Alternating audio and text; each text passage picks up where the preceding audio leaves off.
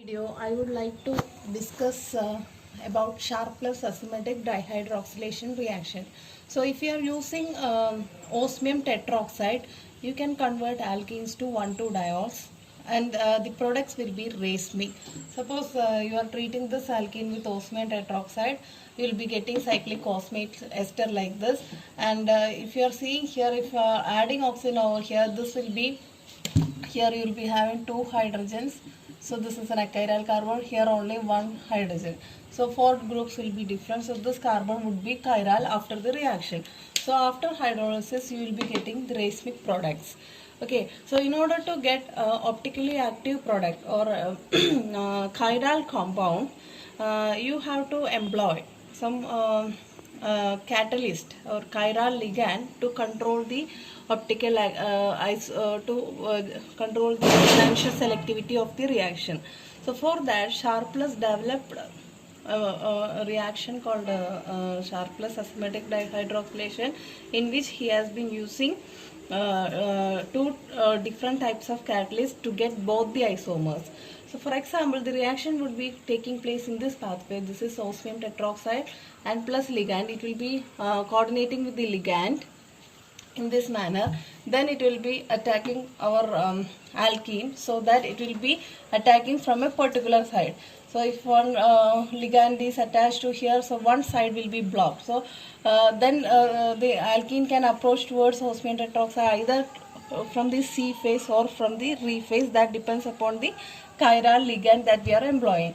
Then after hydrolysis, you will be selectively getting one of the isomers, either plus or minus. So you will be ending up with an optically active form. That was the idea behind this asymmetric dihydroxylation. So in order to achieve high enantiomer selectivity of the products, he has been used two kinds of chiral ligands. One is DHQ, where R group is thylacine, and the other one is DHQD, which is called dihydroquinidine, and here also the R group is thylacine.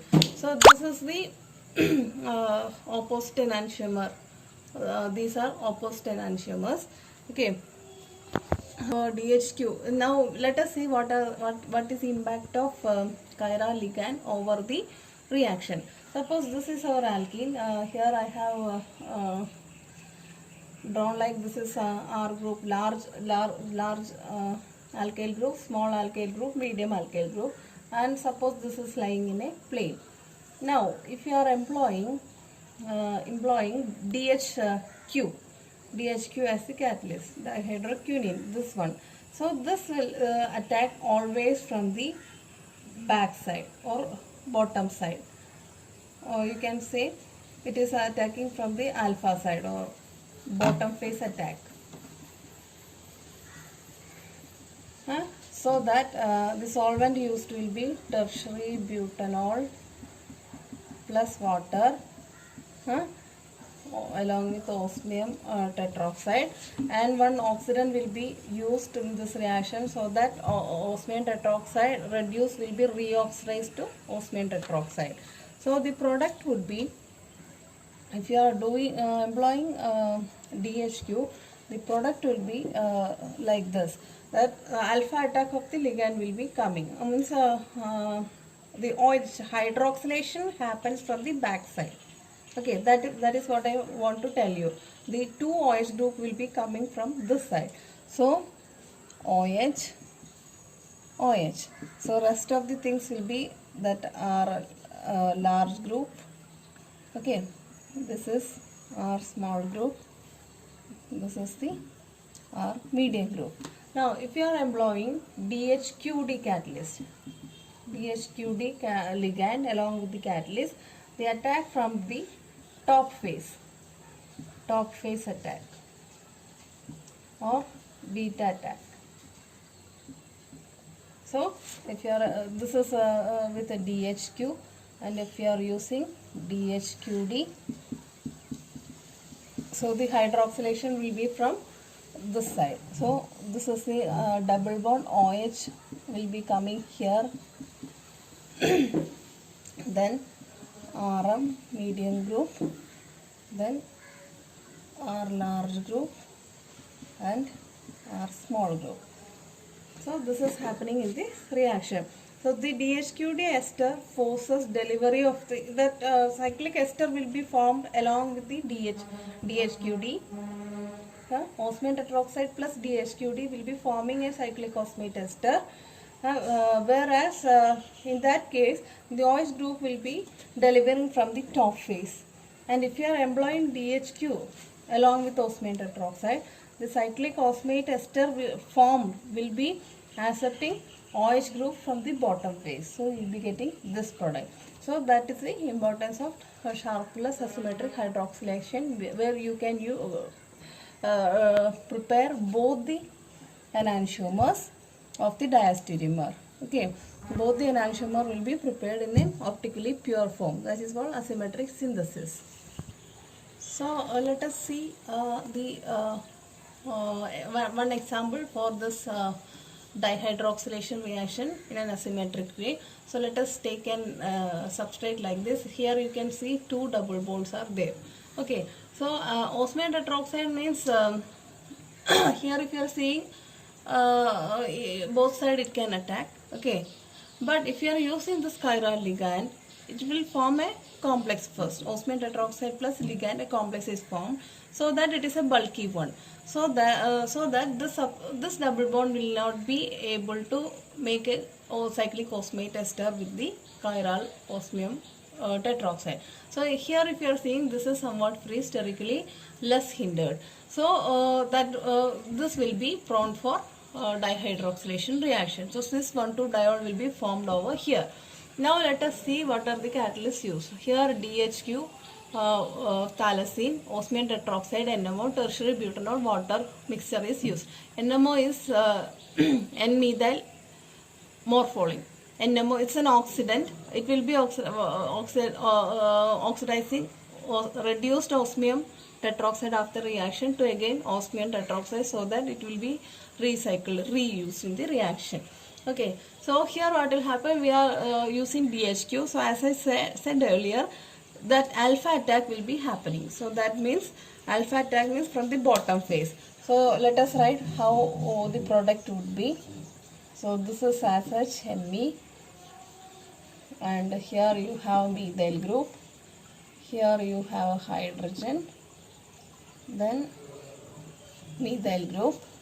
This is where dihydroxylation is happening. So since DHQ is used, beta bottom phase attack will be happening. That means alpha attack. Bottom phase means alpha attack. So alpha bond has to be shown like this, OH. Okay. So in the next example, the other catalyst is used, DHQD. The rest of the conditions are same. Osmium tetroxide, an oxidant, and mixture of solvent. So the product would be, if you are using DHQD catalyst, the delivering of hydroxyl group will be from the top phase. So that means beta attack. Okay. So you have to show the product by drawing beta bonds. So that means here hydrogen, here methyl group, beta bonds means OH, OH. So this would be the product.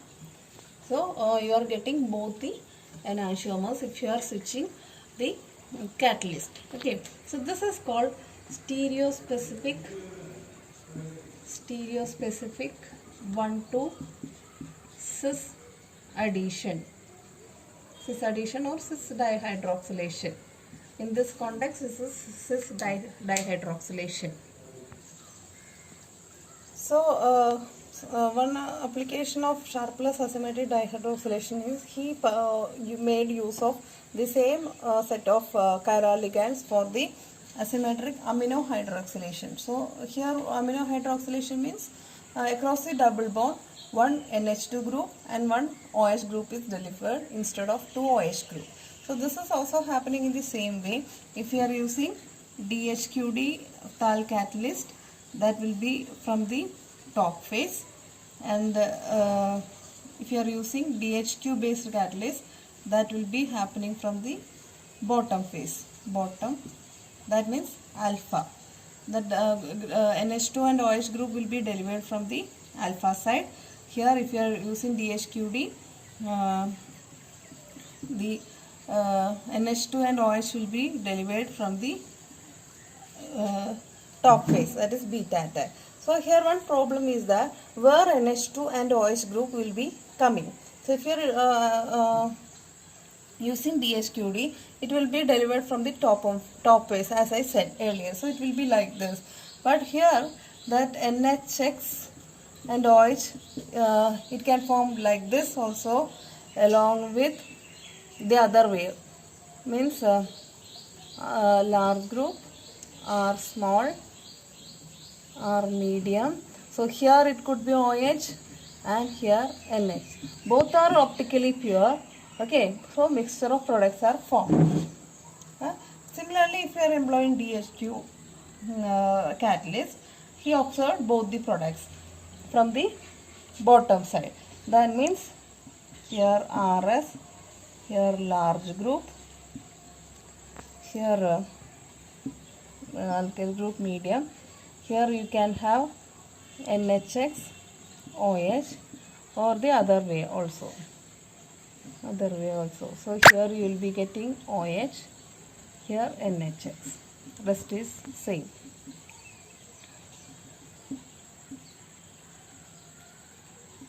The selectivity of OH on a particular carbon is not achieved here, even though you are getting high enantiomer selectivity. So here also you will be getting both the possibilities. Here also you will be getting both the possibilities. Remember in my mind that DHQD means these groups are delivered from the top phase. If you are using DHQ based ligand, it will be from the bottom phase.